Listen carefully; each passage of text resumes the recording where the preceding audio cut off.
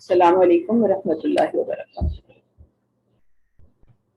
الحمدللہ رب العالمین والصلاة والسلام علی رسولہ الکریم وعلی آلہ وصحبہ اجمعین۔ اعوذ باللہ من الشیطان الرجیم، بسم اللہ الرحمن الرحیم۔ ان تمسسکم حسنۃ تسؤہم وان تصبکم سیئۃ یفرحوا بها وَإِن تَصْبِرُوا وَتَتَّقُوا لَا يَضُرُّكُمْ كَيْدُهُمْ شَيْئًا إِنَّ اللَّهَ بِمَا يَعْمَلُونَ مُحِيطٌ۔ یہاں تک ہم نے کل پڑھا، اور اس سے جو ہماری اپنی فارن پالیسی کی بھی ایک بڑی اہم گائیڈ لائن ہے وہ ہمیں دیکھی کہ ہمیں ملی طور پر، قومی طور پر کسی دوسری قوم کے ساتھ جب کوئی تعلق قائم کرنا ہے تو اس کی بنیاد کیا ہو۔ اور خیال ہمیں تو کوئی شک نہیں ہونا چاہیے کہ یہ آیت جو ہے وہ کتنی یہ صدق اللہ اللہ تعالیٰ کی ہر بات سچی ہے۔ وہ جو کچھ بتاتے ہیں، جو کچھ خبر دیتے ہیں، بالکل صحیح ہوتی ہے۔ اور پھر ہم تو ہر دفعہ نئے تجربے کرنا چاہتے ہیں۔ تمہیں جب کوئی بھلائی پہنچتی ہے، اس کا مطلب یہ کہ بندہ دیکھے کہ جس کے ساتھ دوستانہ تعلقات ہیں وہ میری خوشی پر خوش ہوتا ہے یا کہ اس کو میری خوشی پر رنج پہنچتا ہے، اور مجھے کوئی مصیبت پہنچتی ہے تو وہ خوش ہوتا ہے۔ تو یہاں پر جو ایک اہم بات ہے یہ کہ بس تقریباً تمام مفسرین یہ لکھتے ہیں کہ کفار کے مقابلے میں کامیابی حاصل کرنے کے لیے صرف دو ہی اہم جو ہیں ہتھیار ہیں، ایک صبر اور ایک تقویٰ۔ یہاں پہ وَإِن تَصْبِرُوا وَتَتَّقُوا لَا يَضُرُّكُمْ كَيْدُهُمْ شَيْئًا، یہ دو باتیں تم اپنا لو نا، یہ صرف کفار کے مقابلے میں ہی نہیں، بلکہ میں تو یہ دیکھتی ہوں کہ اگر ہم اپنے باہمی معاملات، باہمی تعلقات میں بھی اگر یہ دو صفات جو ہیں یہ اپنے اندر پیدا کر لیں نا، تو جو گھریلو سیاست ہے اس کو، اور ہم جو ایک دوسرے کے ساتھ تعلقات بگاڑے رکھتے ہیں، اس میں بھی بڑی حد تک اصلاح ہو جائے، وہ بھی ٹھیک ہو جائے۔ ہر ایک کے ساتھ تعلقات جو ہے نا بہت ٹھیک چل سکتے ہیں اگر یہ دو اہم صفات جو یہ ہمارے اندر پیدا ہو جائے، ایک صبر اور ایک تقویٰ۔ تو صبر تو یہی ہے کہ بندہ ہر حال میں بس اپنے عمل پہ کر سکتا، میں نے کیا کرنا، میری ذمہ داری کیا بنتی ہے، اور تقویٰ اس ذمہ داریوں کا تعین کرتے ہیں کہ میری ذمہ داری وہی ہے جو اللہ نے مجھے حکم دیا ہے، اور جس دائرے میں مجھے رہنے کا حکم دیا مجھے اسی دائرے میں رہنا ہے، مجھے اس اللہ تعالیٰ کی حدوں کو کھلانگنا نہیں ہے، کراس نہیں کرنا۔ جہاں مجھے جس کام کا حکم دیا جائے گا میں نے کرنا ہے، چاہے میں کسی سے راضی ہوں ناراض ہوں، کہ مجھے اچھا لگتا ہے برا لگتا ہے، میرا ہر کام، ہر رویہ جو ہے نا وہ اللہ کی کسوٹی پر پورا اترنا چاہیے۔ یہی تقویٰ بھی ہے، اور اس پر ثبات جو ہے، سب پہ تقدام ہے، ثبات جو ہے نا وہی صبر ہے۔ تو اس لحاظ سے یہاں تک ایک بڑے اہم جتنے بھی ملی لحاظ سے اہم ہدایات ہیں اس کی تکمیل ہوتی ہے، اور اس کے بعد سے تقریباً سورہ کے آخر تک غزوہ احد کی کچھ جو اہم تفصیلات ہیں ان کا ذکر ہے، اور اس سلسلے میں جو اہل ایمان کا رویہ ہے ہونا چاہیے، اور جو کچھ ہوا اس کا تبصرہ بھی ہے اور رہنمائی بھی ہے۔ تو اگر آپ اب تک جو بات ہوئی ہے، جو موضوعات زیر بحث آئے ہیں، اگر ان پر آپ لوگ کچھ کہنا چاہیں تو آپ کون کوئی کچھ کہنا چاہے گا، یہ بات کرے گا۔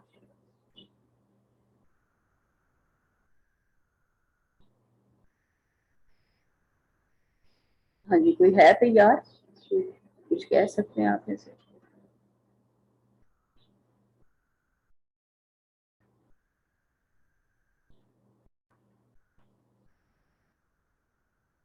اگر ہم یاد دہانی کر لیں تو سب سے پہلی جو اللہ تعالیٰ نے رہنما ہدایت دی وہ یہی تھی، یعنی باقی تو اللہ تعالیٰ اپنی صفات یا اپنی قدرت اور عظمت اس کی یاد دہانی تو کراتے ہی رہتے ہیں، لیکن سب سے پہلی جو ہدایت دی گئی وہ یہ کہ تمہارا کام یہ ہے کہ تم محکمات میں دلچسپی ہو، محکمات کی بات ہو، اور متشابہات سے بچو.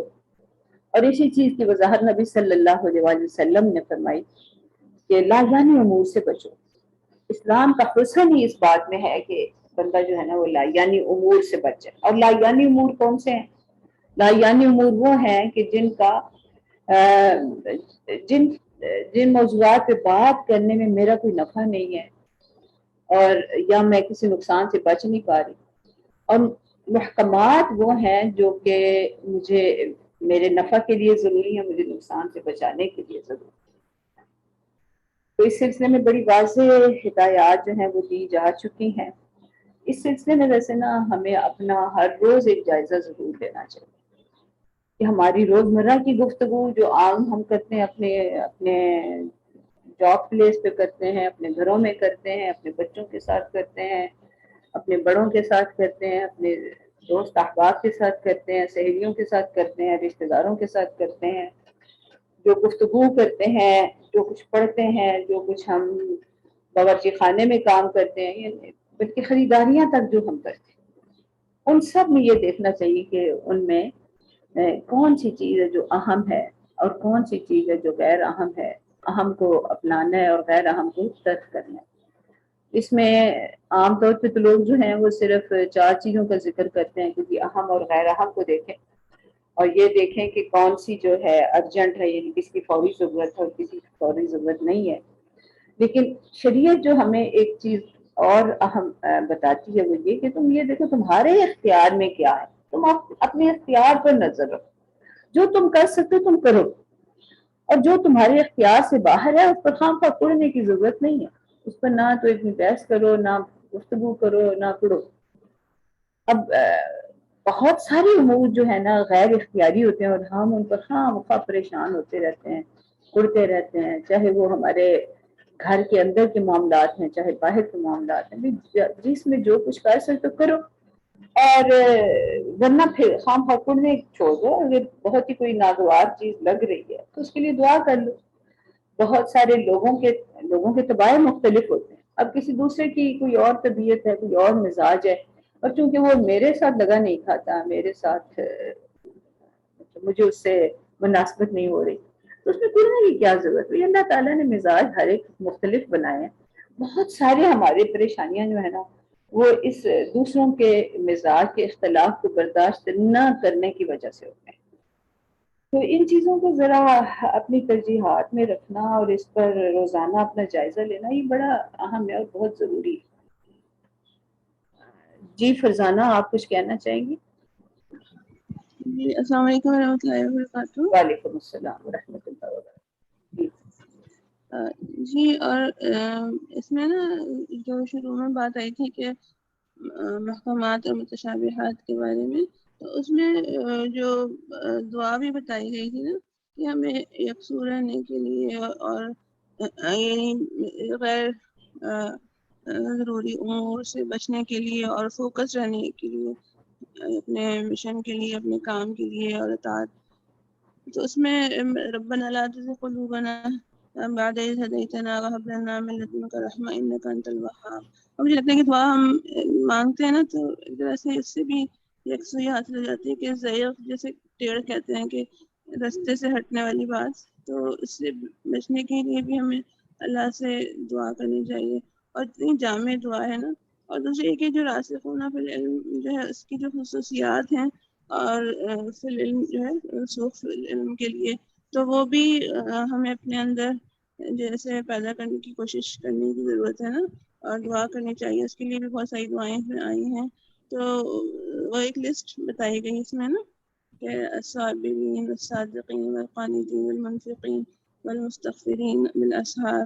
اور یہ جو صفات ہیں اس کے لحاظ سے بھی, اور جو اس میں دنیا کی زندگی کی جیسے بے رغبتی اور آخرت کی طرف جو ہے وہ رغبت کے لحاظ سے بھی آ جاتا ہے. اور دوسرا مطلب مجھے لگتا ہے کہ جو لایانی امور سے بچنے تو کتنا زیادہ وقت بچ جاتا ہے کہ ہمیں اللہ کے اطاعت کے کاموں کرنے کے لحاظ سے نا, تو ایمان میں بھی اور عمل میں بھی ہر چیز میں اس طرف جیسے ابھی آپ نے توجہ دلائی بھی, اور اس آیات سے بھی ہمیں بات سمجھ آ رہی ہے کہ فوکس رہنے کے لیے بہت ضروری ہے یہ پہلی والی جو ان 3 جو بنیادی موضوعات جن پہ سورہ آل عمران میں بات کرنی ہے، جو پہلی چیز یہی والی ہے. اور اس کے بارے میں جو امام شافعی میں امام مالک کا قول تھا کہ الاستواء جو ہے وہ معلوم اور کیف مجہول، اور سوال اس کے بارے میں سوال کرنا جو ہے والایمان به واجب والسؤال عنه بدعہ. سوال عنہ بدعہ، تو یعنی کہ اس کے پر ایمان لانا ضروری ہے، واجب ہے، لیکن اس کے بارے میں سوال کرنا اور اسی کی کھوج خرید میں لگے رہنا یہ جو ہے وہ بدعت ہے نا. تو ہمیں مطلب فوکس رہنے کے لیے بہت ضروری ہے کہ ہم متشابہات سے بچیں اور محکمات کی جو ہے وہ پیروی کرنے والے ہیں. اس میں جو بڑی آپ نے بہت اچھی یاد دہانی ساری کرواتی، بالکل یہ ہمیں عام طور پہ جو بڑا اپنی زندگی میں یہ گلہ ہوتا ہے یا ہم یہ اکثر سوال کرتے ہیں کہ جتنے کام ہیں توازن نہیں رہتا. تو توازن جو ہے اس کو قائم رکھنے کے لیے بھی یہ بڑا ضروری ہے کہ بندہ بس لا یعنی کاموں کو چھوڑ دینا تو بس توازن ہی توازن ہے، پھر بندہ بہت کام کر رہے ہیں. یہ اتنا سوال ہے نا کہ گھر بھی ہے اور ہمارے جاب بھی ہیں، اور پھر آپ کہتے ہیں کہ ہم دین کے لیے بھی کام کریں. بھائی دین کوئی الگ تھوڑی ہے، دین تو ساتھ ساتھ ہی چلتا ہے. مجھے یہ نہیں سمجھ آتی کہ دین کو الگ کیوں کر دیا جاتا ہے، یہ الگ شعبہ کیسے ہو گیا. دین تو ہر جگہ ساتھ ہے، وہ تو جاب پہ بھی ساتھ ہے، وہ گھر میں بھی ساتھ ہے، تو دین کو تو ساتھ ہی رکھنا ہے. تو مجھے لگتا ہے کہ اصل تو صرف یہ ہے کہ بس ہم نا اپنے سارے معاملات میں جو ہے نا توازن رکھیں، اور بیلنس تبھی ہوتا ہے جب لایانی امور کو ترک کیا جاتا ہے. راسخون فی العلم کی جو صفات ہیں میرا خیال ہے وہ تھوڑے بس ایک دفعہ میں دہرا دیتی ہوں کہ جو 7 صفات ہیں اور یہ اپنے اندر پیدا بندہ کر لینا تو پھر بھی بڑا زندگی میں بیلنس اور توازن جو ہے وہ آ جاتا ہے. اس میں پہلی چیز جو ہے وہ علم ہے کہ یہ وہ راستہ ہے جو اللہ تک پہنچاتا ہے، اس کے احکامات اور قوانین کو واضح کرتا ہے. دوسرا جو ہے اس علم میں پختگی، اور یہ علم سے بڑھ کر ہے. راسخ ہونے کا تقاضا یہ ہے کہ آدمی محقق ہو، سنی سنائی بات آگے نہ کرے. یہ جو ہم سنی سنائی باتیں اور سنی سنائی ایسے ہی پوسٹیں آگے بڑھانا شروع کر دیتے ہیں نا، یہ بھی بڑی غلط بات. سوچ سمجھ کے ہر کام کریں. دیکھیں آپ جب ایک پوسٹ آگے ڈالتے ہیں نا، اس میں آپ کا وقت ضائع نہیں ہو رہا، آپ اللہ تعالیٰ کے ہاں جواب دہ ہو گئے ہیں کہ بھئی یہ جو کام، یہ جو بات تم نے آگے کی ہے، کیا تم اس کی گواہی دیتے ہو کہ یہ واقعی ایسے. اتنی مجھے اس سے پوسٹ ہوتی ہے نا کہ 10 دفعہ وہ ایک ہی پوسٹ جو ہے نا وہ آگے جا رہی ہوتی ہے. تو تھوڑا سا نا اس کا مطلب یہ کہ آپ نے پہلی پوسٹیں پڑھی ہی نہیں. تو یہ ایک تو یہ بات. دوسری یہ کہ جس کو مل رہی ہے اس کو پھر دیکھنا اور ڈیلیٹ کرنا، اس میں خواہ اگلے کا بھی وقت ضائع ہو رہا ہے. تو اپنا وقت بھی بچائیں اور دوسرے کا بھی وقت بچائیں. تو محقق عالم وہ ہے، محقق آدمی وہ ہے، یعنی بندہ مومن جو ہے نا، وہ ہر بندہ مومن جو ہے نا وہ اپنی جگہ پہ ایک محقق بھی ہے، وہ تحقیق کرتا ہے. اس لیے نبی صلی اللہ علیہ وسلم نے یہ فرمایا ہے کہ آدمی کے جھوٹا ہونے کے لیے یہی کافی ہے کہ وہ جو بات سنے آگے بڑھا دے. تو جس کو اللہ تعالیٰ نے ظاہری علم بھی عطا فرمایا، باطنی علوم سے بھی آراستہ کر رہے ہیں، تو شریعت کے اسرار میں یعنی بندہ پھر اس کو غور کرے اور اپنا عمل جو ہے وہ درست کرے. تیسری بات یہ ہے کہ وہ پوری یعنی جو راسخون فی العلم ہے وہ پوری کتاب پر ایمان رکھتے ہیں. وہ بڑی اچھی طرح متشابہات اور محکمات میں فرق سمجھتے ہیں اور اس کے مطابق اپنا طرز عمل متعین کرتے ہیں، گفتگو متعین کرتے ہیں. پھر چوتھی بات یہ ہے کہ وہ ہر وقت اپنی کوتاہیوں پر نظر، وہ دوسروں کی کوتاہیاں نہیں دیکھتے، وہ اپنی کوتاہیاں دیکھتے ہیں. یہ ایک ہمارا یہ بھی بڑا ایک عام ہے نا، ہمیں دوسروں کو کہتے ہیں کہ دوسروں کی تو تنکا بھی نظر آ جاتا ہے اور اپنے شتیر بھی نظر نہیں آتے. تو یہ ایک بڑا مسئلہ ہے کہ ہم دوسروں پہ ہر وقت ٹو میں رہتے ہیں کہ وہ اس سے کیا غلطی ہو رہی. تو یہ ایک اپنا طرز عمل صحیح کرنے کی ضرورت ہے. اب اپنے اور جو غلطیاں ہوتی ہیں ان پر بندہ عفو درگزر کی درخواست کرتا رہے. اور پانچویں بات یہ ہے کہ اللہ تعالیٰ کو شکر گزار ہو کہ مولا آپ کا احسان ہے کہ آپ نے ہمیں یہ اور یہ دیا، ہمیں ہدایت دی اور ہمیں رہنمائی دی، اور ہمیں یعنی اگر کوئی صفت آپ کو اپنے اندر محسوس ہوتی ہے تو فوراً اسے اللہ تعالیٰ کی طرف جو ہے نا اسے ریفر کریں کہ یہ اللہ نے مجھے دیا اور بڑی امانت ہے. یہ تو اگر اللہ تعالیٰ نے مجھے صفت عطا کی ہے تو یہ بہت بڑی امانت ہے. تو اس امانت پر تو تقاضا یہ ہے کہ اس پر شکر گزاری کی جائے، بجائے اس کے کہ ہم उस पर अपने आप तकब्बुर में मुब्तला हो जाएं। और छठी बात यह है कि अल्लाह ताला की रहमत का साथ साथ सवाल करते रहें कि हर भलाई का हुसूल हमें नसीब हो और हर बुराई से हम बचते रहें।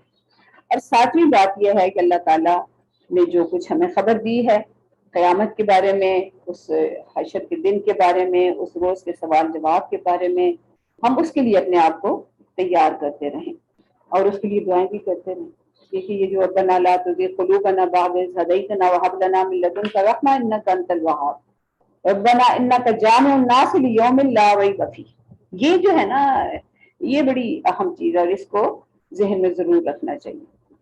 मैंने देखा था कि रुबीना सलमान ने अपना माइक खोला था। अगर रुबीना आपने कुछ कहना है तो। अस्सलाम वालेकुम।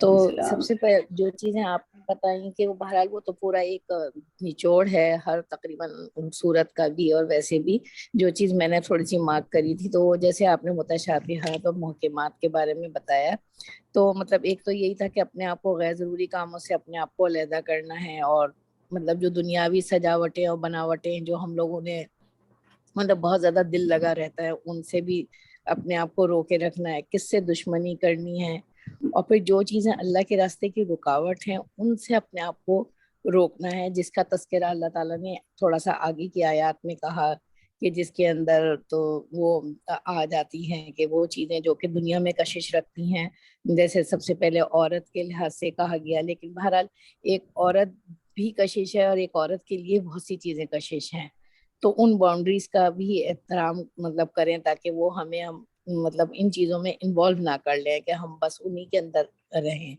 दूसरा कि माल की ख्वाहिश में अपनी आखिरत को भूल जाना, तो और जिसके अंदर फिर आगे जो और तफसील जो किस तरह से कही गई उस जमाने के हिसाब से वो घोड़े थे।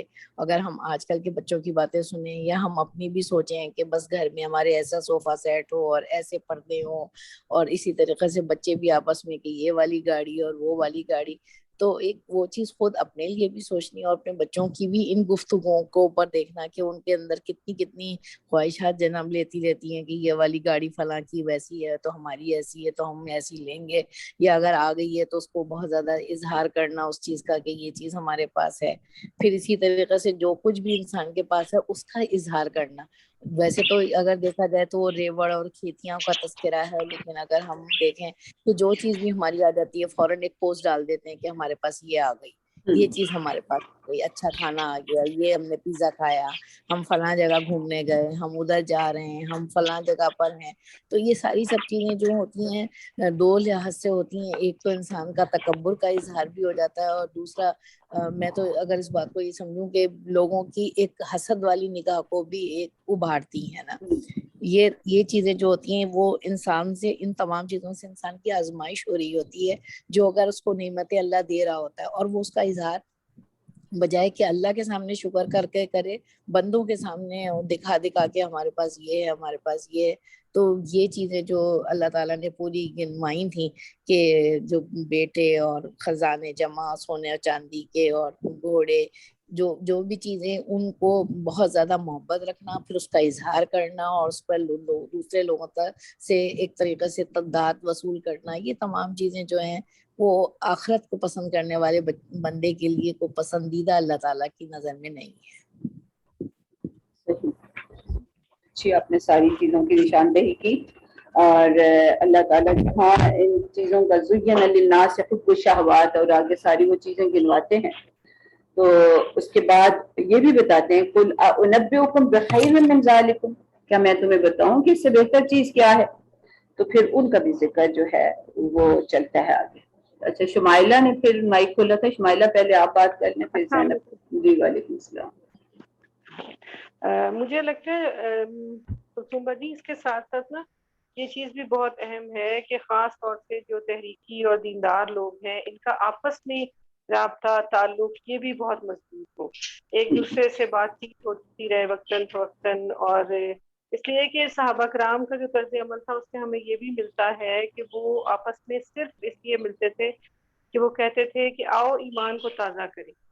तो हम जिस दौर में रह रहे हैं इस दौर में जैसे हमारी जॉब्स हैं बाकी मसरूफियात है, तो मुझे लगता है कि हम एक दूसरे बिल्कुल डिफरेंट माहौल में रहते हुए آپ کو یہ اس کی بھی خواہش دل میں ابھرتی ہے کہ آپ ان لوگوں سے ملیں کہ جو اللہ کے بندے ہیں نا، تو ان سے رابطہ مضبوط رکھتے ہیں اور کچھ وقت ضرور نکال کے اور ان کے پاس بیٹھیں، ان سے گفتگو کریں. اس سے کتنی ساری چیزیں ہوتی ہیں کہ جو براہ راست ڈسکس نہ ہو، لیکن آپ کو مطلب ایک راحت بھی ملتی ہے اور آپ کا ایمان بہت بڑھ جاتا ہے. اور کتنی ساری چیزیں ہوتی ہیں جو آپ کی ٹھیک ہو جاتی ہیں اور آپ دین کی اور چیزیں بھی سیکھتے ہیں اور جو ہے معاملات میں بھی آپ کا جو ہے استقامت ملتی ہے اور آپ کو لگتا ہے اچھا یہ بھی ہو سکتا ہے، اس طرح بھی کیا جا سکتا ہے، نئی نئی راہیں بھی نکلتی ہیں اس طرح بھی.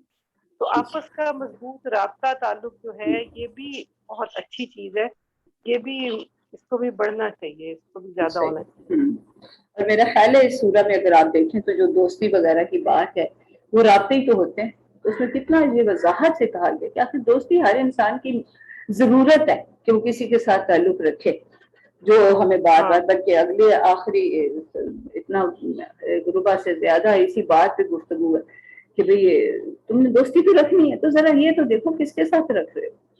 تو بالکل آپ کی بات صحیح ہے اور اس معاملے میں میرا خیال ہے ہم مزید بھی بات کر سکتے ہیں.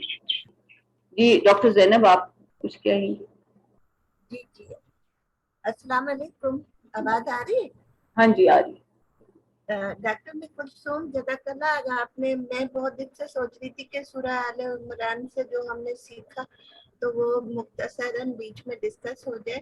تو میں نے نصاب منتخب کیا تھا نا کہ میں اس صورت میں سے وہ آیت نمبر 26 اور 27 قل اللہم مالک الملک، تو یہ دعا مجھے اتنی جامع، اپنے لیے میں اپنی بات کر رہی ہوں، اتنی مجھے جامع لگتی ہے کہ یہ میں نے یہ سوچ لیا کہ یہ میری نفس کی تربیت کے لیے بہترین دعا ہے اور اس کو روزانہ دہرانا. اور میں نماز میں بھی الحمد کے بعد اس کو جب میں پڑھ رہی ہوتی ہوں تو مجھے یہ محسوس ہوتا ہے کہ میرے نفس میں اٹھنے والے تمام شکوک شبہات اور یہ جو ہم کہتے ہیں کہ ایسی سوچیں نا جو انسان کو بہت زیادہ غمگین یا مایوس کر رہی ہوتی ہے، اس کے پڑھنے کے بعد آپ یقین کیجیے ایسا لگتا ہے کہ بس جیسے تسلی آ گئی، بس اللہ میرے ساتھ میں اور جو کچھ ہو رہا ہے وہ میرے اللہ کی مرضی سے ہو رہا ہے اور جو کچھ ہونے والا ہے میرے حق میں وہ اللہ میری مدد فرمائیں گے. آپ یقین کیجیے اس صورت اور اس دعا کو پڑھنے کے بعد مجھے اتنی تسلی ہوتی ہے سورہ آل عمران کی.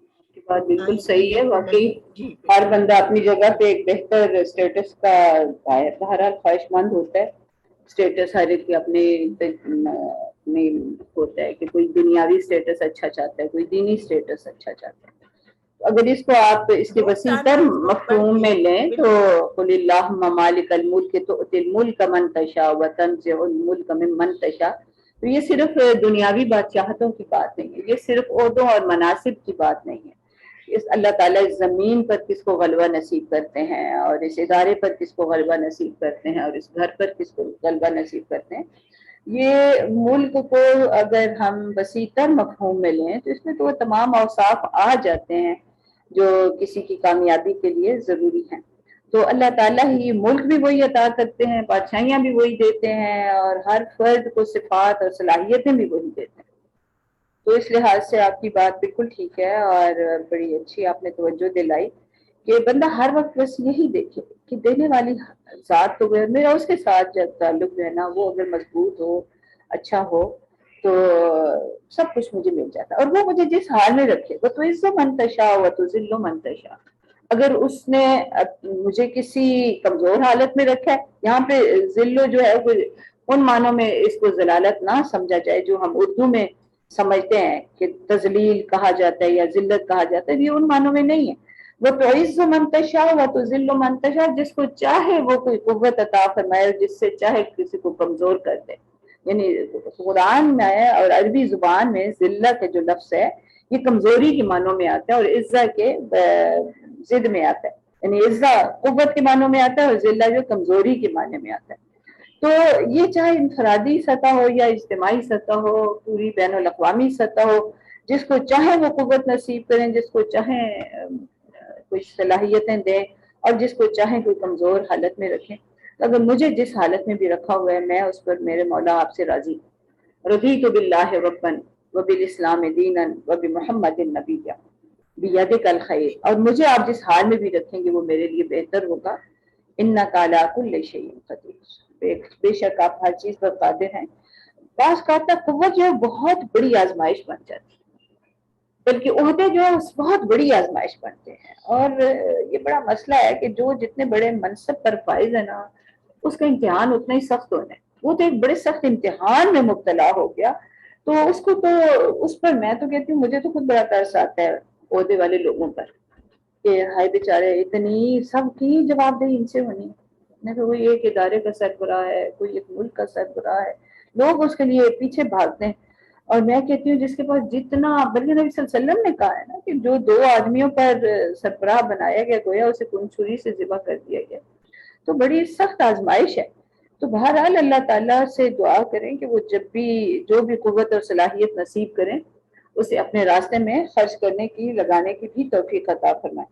اس سلسلے میں جو اہم ہدایات اس سے پہلے اور جس کی طرف فرزانہ نے بھی توجہ دلائی کہ وہ جو 5 صفات ہیں وہ بندہ اپنے اندر پیدا کرے کہ الصابرین والصادقین والقانتین والمنفقین والمستغفرین بالاسحار.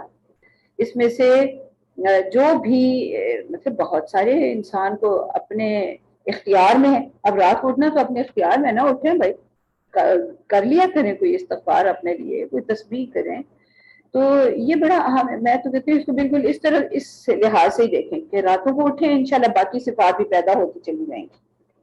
راتوں کو اٹھنا جو ہے نا بہت ہی زیادہ ان سب چیزوں میں معاون ہوتا ہے. وہ پھر صبر کی صلاحیت بھی آ جاتی ہے، صدق و وفا بھی پیدا ہوتا ہے، قنوت بھی آ جاتا ہے، اور اللہ کے راستے میں خرچ کرنے کا حوصلہ بھی پیدا ہو جاتا ہے. ہاں جی، کوئی اور بات ہے جو؟ ہاں جی، اب کون آئے گا بات؟ ہاں جی،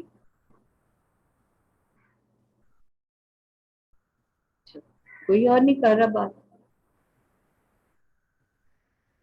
عظمیٰ نبید آپ لوگوں میں سے کوئی ہے کہ نہیں ہے ادھر؟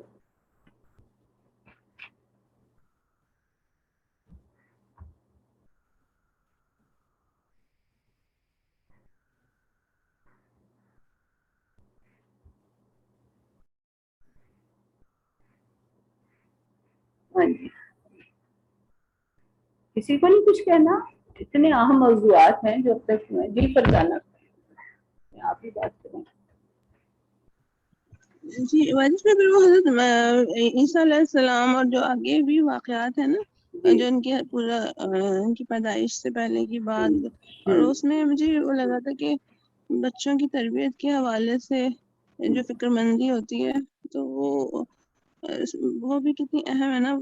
ساری جو انہوں نے دعا بھی کی حضرت مریم کی والدہ نے، اور جو ان کا جو ایک چیز ہوتی ہے نا کہ اپنی اولاد کو جو ہم دعا بھی کرتے ہیں، آگے بھی قرآن میں جو آتی ہے کہ ربنا ہب لنا من ازواجنا وذریاتنا قرۃ اعین واجعلنا للمتقین اماما.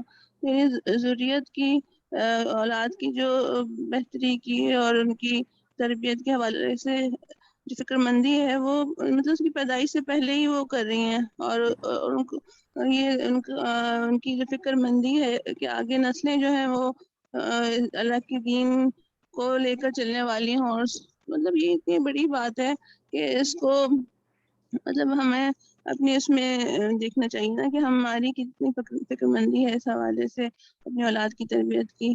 تو مطلب پہلے سے ہی وہ اس کو کہہ رہی ہیں کہ مطلب یہ کہ جو ان کا ارادہ تھا کہ میں اس کو اللہ تعالیٰ کی اس میں دیتی ہوں، مطلب مجھے انی نظرت لک ما فی بطنی. جی اتنی نظرت لک ما فی بطنی محررہ. تو اتنی اہم بات ہے. اور ہماری جو آج کل جو نئی بچیاں بھی ہیں ماشاءاللہ، اور جو ان کی اسی لحاظ سے فکر مندی ہونی چاہیے کہ ہمیشہ پہلے سے بھی یہ فکر مندی ہو، پھر جب اولاد ہو تو اس کو شروع سے اس طرح سے تربیت کرنی ہے. وہ جو ہے نا کہ انبتھا نباتا حسنا والی بات، جو جیسے نباتات کی جیسے ہوتا ہے نا کہ کسی پودے کو ہم لگاتے ہیں تو اس کی کتنی فکر مندی ہوتی ہے کہ وہ ہر طرح سے بچانا ہے، یعنی کہنا چاہیے کہ جو طوفان سے بچانا اور موسم کی سختی گرمی سے سرد گرم سے بچانا، اور اس کو پھر کس طرح سے جو ہے وہ اچھی خوبیاں ان کے اندر پروان چڑھانے کی کوشش کرنا. تو یہ ساری چیزیں مطلب ایک بہت ہی اچھا کردار ہمیں یہاں پہ نظر آتا ہے نا. تو وہ مجھے لگتا ہے کہ بہت زیادہ ایک طرح سے مشعل راہ ہے. اور پھر اللہ تعالیٰ نے کس طرح اتنی خوبیوں والی جو ہے اولاد سے نوازا، اور جیسے حضرت عیسیٰ علیہ السلام کی ساری خوبیاں بتائی اور کس طرح انہوں نے اپنی زندگی پوری اسی مشن میں لگائی. تو مطلب یہ تو خیر انبیاء کی بات ہے، لیکن یہ ہمارے لیے بہت بڑا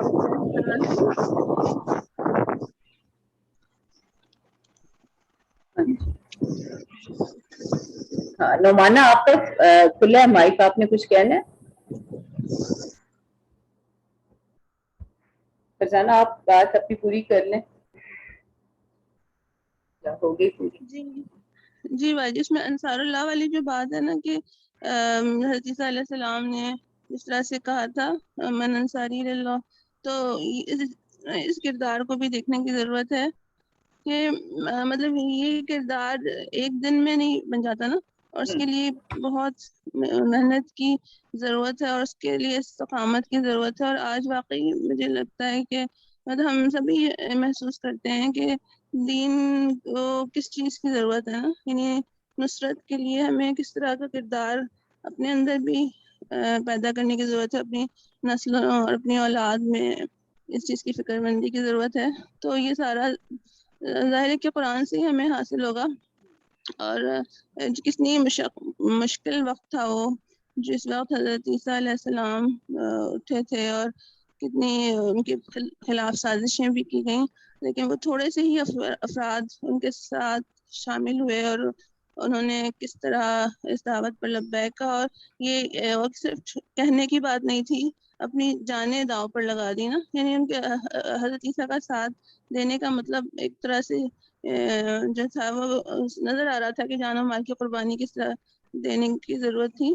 تو مطلب آج بھی اسی طرح کا وقت ہے، اور دین اسلام کے لیے کتنی مشکل صورتحال ہمیں نظر آتی ہے.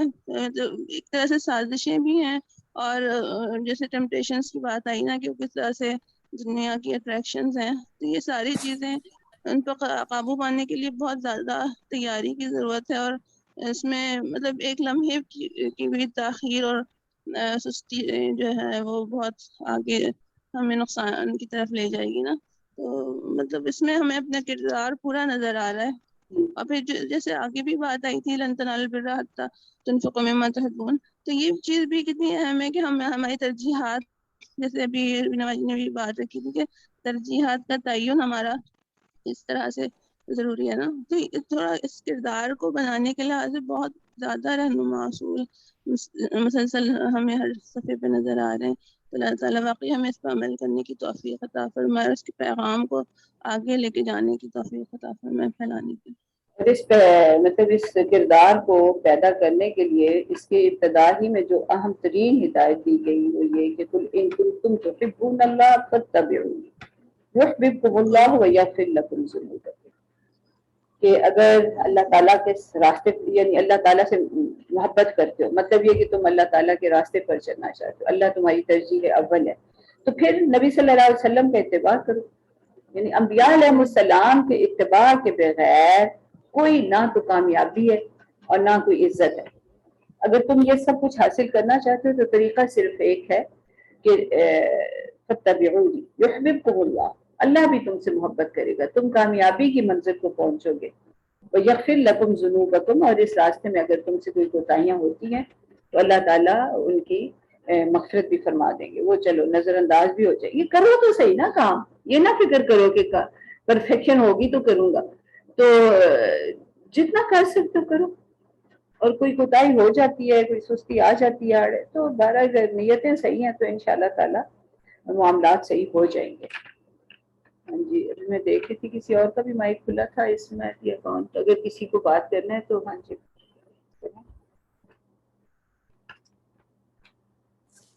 جی السلام علیکم. میں نے تھوڑا سا کھولا تو تھا، پھر میں نے کہا میری تو بات اتنی زیادہ امپورٹنٹ مجھے نہیں لگی، لیکن جو آج کل ہم یہی شکوہ کرتے ہیں کہ ہمارے پاس آج کل ٹائم نہیں، تو ٹائم کا سب سے بڑا کانسیپٹ یہی ہے کہ ہماری جو اٹھنے کی صبح کی عادتیں ہیں وہ ختم ہو گئی ہیں۔ پہلے ہر گھر میں فجر کے وقت سب اٹھ جاتے تھے اور نماز کے بعد قرآن پاک پڑھنے کی آوازیں آتی تھیں، تو اس میں بھی اللہ پاک کا حکم بھی ہے۔ اور اسی طرح اور دوسرا یہ ہے کہ ہم ایک دوسرے کو دیکھ کر ہم چاہتے ہیں کہ بس یہ بچے آ کے بتاتے ہیں کہ فلانے کے پاس یہ ہے، تو ہمارے بڑوں نے ہمیں اس چیز کا یہ صبر یہ سکھایا کہ کسی کا منہ لال دیکھ کے تو اپنا پیٹ کے نہیں کرنا، جتنے ہمارے ہیں ہم مطلب ریسورسز ہیں اس کے مطابق ہم جو آپ کا کر سکتے ہیں وہ ہم کرتے ہیں اور کریں گے، تو اس طرح ہمارے اندر شروع سے ہی ایک صبر بھی ڈیولپ ہو جاتا ہے۔ اور پھر بڑے جو ہیں کسی کی بات کہ فلانے نے یہ کہا فلانے نے، تو میں اپنی نانی بیبے کی بات کو یاد کر رہی تھی کہ کوئی کہنا نا نانی بیبے یہ بات ہوئی، تو انہوں نے کہنا بیبا او جانے۔ اب یہ مجھے او جانے کی سمجھ نہیں آتی تھی کہ او جانے کیا چیز ہے، لیکن جوں اب ہم بڑے ہوتے گئے اور عمر کے آخری حصے پہ تو کہتے ہیں کہ بس جو وہ خود کوئی کرتا ہے اس کو تو خود اس نے بھگتنا ہے، ہمیں کسی میں کیا پڑی ہے، ہم اپنے آپ کو ہم صحیح کریں۔ تو یہ ہمارے جو گھروں کے شروع کے رویے ہیں، اور پھر یہ ہے کہ ہمارے بچپن میں بڑوں کو پسند کیا جاتا تھا، ان کی باتیں سنی جاتی تھی، اور مائیں بھی کوشش کرتی تھی کہ ہم ان کی عزت کریں، لیکن اب وقت کے ساتھ ساتھ اب یہ چیزیں گھروں میں ایک تو بڑوں کے ساتھ بچے رہنا یا جو بھی ہے پسند بھی نہیں ہوتا، اور پھر جو ہے کہ کوئی بات کہہ بھی نہیں سکتے۔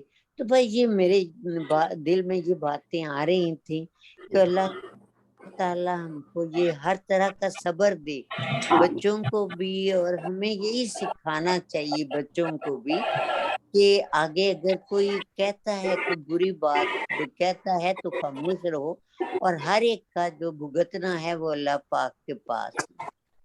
اللہ تعالیٰ بس فضل میں کرے۔ یہ چھوٹی ہاں سی جی، بات جزاک اللہ۔ ہاں جی جزاک اللہ۔ تو ہاں جی یہ خدیجہ کا مائک کھلا، آپ نے کچھ کہنا ہے خدیجہ؟ نہیں، جزاک اللہ الخیر۔ ہاں جی کسی اور کو کچھ کہنا ہے؟ کیونکہ ابھی ہم باتیں تو اور بھی بہت ہیں اس میں۔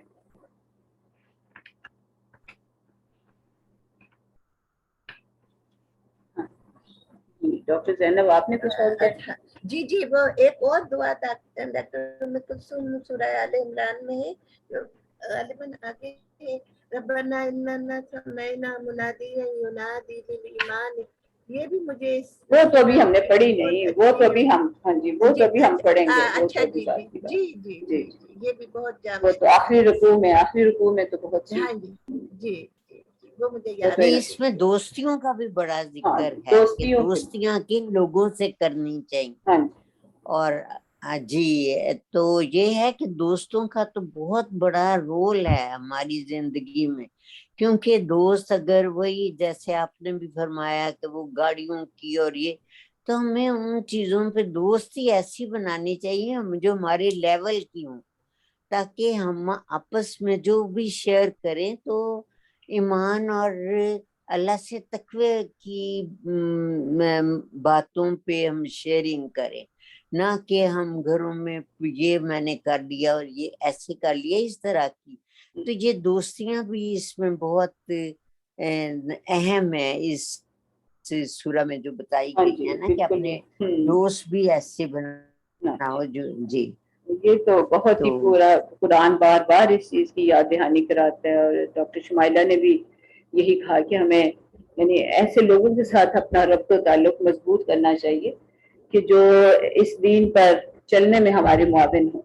اور اگر ہم اس کو دیکھیں کہ فتبعونی جس میں ہے تو وہ بھی وہی ربط و تعلق کی بات ہے کہ کس کے ساتھ ربط و تعلق قائم ہو رہا ہے. ربط و تعلق اس بندے کے ساتھ، اس رہنما کے ساتھ جو مجھے اللہ کے راستے پر چلانے میں میرا مددگار ہو، میرا رہنما ہو. اور پھر باہمی بھی ایک دوسرے کے ساتھ بالکل اسی طرح کہ ایسے لوگوں کے ساتھ تعلق قائم کرنا، مضبوط تعلق. وَاصْبِرْ نَفْسَكَ جیسے سورہ کہف میں کہا ہے کہ بالکل جڑ جاؤ ایسے لوگوں کے ساتھ.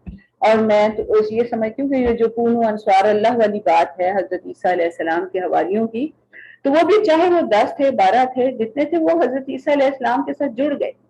تو اللہ تعالیٰ نے ان کا اتنا ذکر کیا گیا کہ اب وہی کامیاب ٹھہرے. وہ تھوڑے تھے تو بھی اللہ کی نگاہ میں وہی سب سے زیادہ عزت والے تھے، وہی سب سے زیادہ طاقت والے تھے، وہی سب سے زیادہ کامیاب ٹھہرے.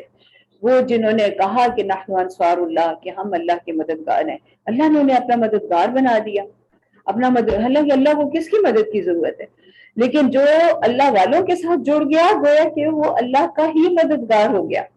تو یہ کتنی بڑی بات اور کتنا بڑا سٹیٹس ہے جو کسی شخص کو مل جائے صرف اس وجہ سے. اب کوئی یہ اللہ تعالیٰ نے کہیں نہیں کہا کہ انہوں نے کیا کارنامے انجام دیے، کس بندے نے کتنے لوگوں کو دین کے ساتھ جوڑا، یا اس مسلمان بنایا، یا اس نے اور کون سا مارکا مارا.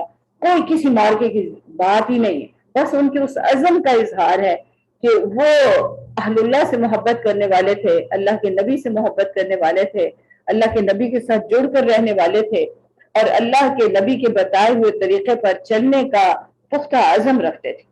یہ عزم، یہ ارادہ اور عمل کے لیے کوشش، یہی اتنی بڑی کامیابی، اتنی بڑی قیمت، اتنا قیمتی طرز عمل کہ اللہ تعالیٰ کہتے ہیں ہاں جی وہ میرے مددگار بن گئے. یعنی اگر اللہ نے ان کے اس قول کو دہرایا کہ نحن انصار اللہ، تو یہ اسی لحاظ سے ہے کہ اللہ تعالیٰ نے ان کی اس بات کو قبول فرمایا.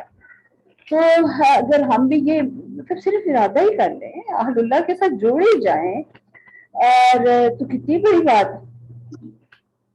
نحن انصار اللہ، کتنی بڑی یہ اعزاز ہے کہ اللہ تعالیٰ کسی کے لیے یہ کہتے ہیں کہ ہاں باقی وہ اللہ کے مددگار ہیں.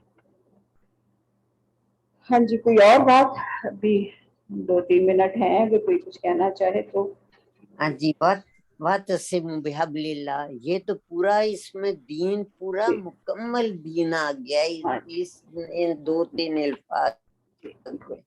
تو مطلب ہر لفظ جو ہے اس سورہ کا موتیوں کی طرح جڑا ہوا ہے، اور ایک سے ایک بڑھ کے اس میں کام بھی ہیں اور صحیح راستے پہ چلنے کی ترغیب بھی. روبینہ آپ نے بھی کچھ کہنا تھا، آپ کا مائک کھلا تھا. جی السلام علیکم. وہ جو یہ جو آیات تھی نا، جس میں بظاہر ہمیں لگتا ہے کہ یہودیوں سے خطاب ہے کہ جو لوگ اپنی اللہ کی عہد کو اور اس کی اپنی قسموں کے عوض تھوڑی قیمت پہ بیچ دیتے ہیں، تو اس کی تشریح تو اس طرح سے ہے کہ جو شریعت کی پرواہ نہیں کرتے. تو جو اس کی جو وہ سزا اللہ تعالیٰ نے جو بتائی ہے وہ ذرا سمجھ میں آتی ہے. بظاہر تو پڑھتے ہوئے ایسا لگتا ہے اور ہم ایسے پڑھ جاتے ہیں کہ جیسے یہ ان لوگوں سے خطاب ہے، حالانکہ وہ ان لوگوں سے خطاب اس وقت تھا اور اب ہمارے لیے سے ہی خطاب ہے کہ شریعت کی جو پرواہ نہیں کرتا اور اللہ کی آیات کو تھوڑی سی قیمت پر، مطلب یہ ہے کہ تھوڑے سے فائدے کے عوض ان کو پس پوش ڈال دیتا ہے. تو بہت بڑی جو سزا ہے، اللہ تعالیٰ نے کہا کہ وہ نہ ان سے کلام کرے گا، نہ ان کی طرف دیکھے گا، نہ ان کو پاک کرے گا، اور ان کے لیے عذاب علیم ہے. یعنی یہی بندے کے لیے عذاب علیم تو یہی کافی ہے کہ اللہ اس کی طرف نہ دیکھے، اس کی طرف نظر رحمت نہ کرے. کہاں کہ اللہ تعالیٰ نے آخر میں اس چیز کو پورا ثبت کر دیا کہ عذاب علیم ہے، یعنی کہ آخرت کا عذاب ہے. تو یہ چیز مجھے پڑھ کے بہت زیادہ ابھی دوبارہ دہراتے وقت بھی بہت محسوس ہو رہی تھی کہ اللہ کی شریعت کی پرواہ نہ کرنا. اب وہ شریعت کی پرواہ کرنا گھر کے معمولی معمولات سے لے کر وراثت اور ان تمام چیزوں کے اوپر جو ہمارے یہاں ہوتا ہے، جو کہ ہم لوگ اس پر بہت زیادہ سوچ بھی نہیں رہے ہوتے ہیں، یا نکاح کے قوانین ہیں، یا طلاق کے قوانین ہیں، یا وراثت کے قوانین ہیں، اور چھوٹے چھوٹے گھریلو معاملات ہیں، انصاف ہے، حق بات کرنا ہے، دوسرے کی عزت کرنا ہے، وہ تمام چیزیں جو ہیں وہ شریعت کی پرواہ کرنا ہے. تو یہاں اللہ تعالیٰ کہہ رہا ہے کہ جو اگر نہیں کرتا ان چیزوں کی پرواہ تو پھر اللہ کو بھی اس کی پرواہ نہیں ہے. اور جب اللہ کی پرواہ نہیں ہوتی تو وہ اس کی طرف دیکھے گا بھی نہیں، قیامت کے دن نہ اس کو پاک کرے گا. یہ بہت بڑی ایسی چیز ہے کہ انسان کو ہلا کے رکھتے ہیں. بالکل، بس اللہ کرے کہ اس روز جو ہم 5 سزائیں اللہ تعالیٰ کی نظر التفات کے مستحق قرار پائیں. اور اس کے لیے یہ جو اللہ تعالیٰ نے ہمیں جس مرتبے پر فائز کیا ہے کہ کنتم خیر امۃ اخرجت للناس، تمام انسانوں کے لیے تمہیں بھیجا گیا. تمہارا دائرہ کار جو ہے نا ساری انسانیت، اور سارے انسانوں کو تمہیں اپنے رب کے ساتھ جوڑنا ہے، اور سب کے لیے تأمرون بالمعروف وتنہون عن المنکر وتؤمنون باللہ. یہ 3 اہم کام جو ہیں یہ ہمیں انجام دینے ہیں. ہاں جی، یہ ڈاکٹر فرح ہاشمی، مائک کھلا، کچھ کہنا ہے آپ کو؟ السلام علیکم ورحمۃ اللہ. جی بس یہ سمجھ میں آ رہا تھا ایک تیسرا پوائنٹ جو آپ نے بتایا تھا اب تک، جو آپ نے کہا نا کہ یہ جو ہم نے یہاں تک ہم نے اس کا خلاصہ ہی کرنا ہے. تو تیسرا اہم جو پوائنٹ آپ نے بتایا تھا وہ یہ تھا کہ ہم اپنی دوستیاں دیکھیں کہ وہ کن کے ساتھ ہیں، اور جب ہم مطلب خاص جو غیر مسلم ہے نا تو ان کے ساتھ بہت الرٹ رہنا ہے کہ ان سے موالات کا تعلق بس نہ رکھیں، باقی مواسات اور مدارات اور معاملات وہ سب میں بہت اچھی طرح سے ان کے ساتھ کریں. لیکن وہاں بہت طرح سے مطلب موالات کرتے ہیں، ان کو اپنا وہ یہ نہ بنانے کہ وہ ہمیں ڈائریکٹ دیں یا کیا کہتے ہیں، وہ ہمیں اپنا ہم ان کے تیاروں پہ چلنے والے نہ بن جائیں. بس ہم یہاں جہاں اس طرح کی بات آ جائے وہاں پہ ہم یہی رکھیں کہ لکم دینکم ولی دین، ہمارا دین پہ ہم اپنے اس پہ قائم رکھیں. اور اگر ہم مطلب یہ جب اپنی جو بھی نصرت اللہ نے عطا فرمائی ہے آپ نے بتایا، اس کو قائم رکھنے کے لیے بھی یہ بہت ضروری ہے، اور اس کو آگے بڑھانے کے لیے بھی ضروری ہے کہ ہم ان حضور کسے اپنا دوست بنا رہے ہیں، کسے رازدار بنا رہے ہیں. اور جیسے آپ نے بہت سی مثالیں بتائی کہ حضرت عمر نے بھی ایسے کو بنانے کے لیے صرف کاتب بنانے کے لیے بھی منع فرمایا. تو ہمیں چیزوں سے سبق لینا چاہیے. اور بہت حالانکہ آج کل تو انٹریکشن بہت زیادہ ہو جاتا ہے نا، بہت لوگوں کو لایا جاتا ہے، پھر ان کو دیکھا ان کو زیادہ ایمان والوں کو زیادہ دوست بنانا چاہیے ان کے مقابلے میں، زیادہ بھی کیا بس انہیں کو دوست بنانا چاہیے. نعمانہ آپ کو کچھ کہنا ہے؟ مائک تو کھلا ہے آپ کا. میرا مائک نا خود ہی کھل جاتا ہے، پتہ نہیں کیا ہوتا ہے.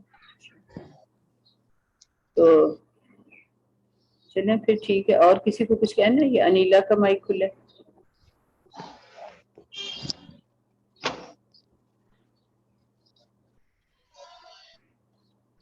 چلیں اللہ کرے کہ بس ہم اس ابھی تک جو سورہ ہم نے پڑھی ہے اور اس میں ہمیں جو خیر امت کا بڑا منصب عطا فرمایا گیا ہے، ہم اس کی لاج رکھنے والے ہوں، اس کے تقاضے پورے کرنے والے ہوں، اور اس ہدایت کو یاد رکھیں کہ یا ایھا الذین آمنوا اتقوا اللہ حق تقاتہ ولا تموتن الا وانتم مسلمون. اب جو اس تقوی کا حق ہے بس وہ ادا کرنے والے بن جائیں نا. یہ ہدایت تو بس ہر وقت اپنے سامنے رکھنی چاہیے، اور یہ رہنمائی اللہ کرے کہ ہم اس پر پورے اترنے والے ہوں، اور اللہ تعالیٰ کے ساتھ ہمارا تعلق مطلب ہر لمحہ پہلے سے بہتر ہونا چاہیے، مضبوط ہونا چاہیے. پھر اب دعا کر لیتے ہیں. بسم اللہ الرحمن الرحیم. اللہم انت السلام و منک السلام تبارک یا ذا الجلال والاکرام. الحمد للہ رب العالمین، الصلاۃ والسلام علی رسولہ الکریم وعلی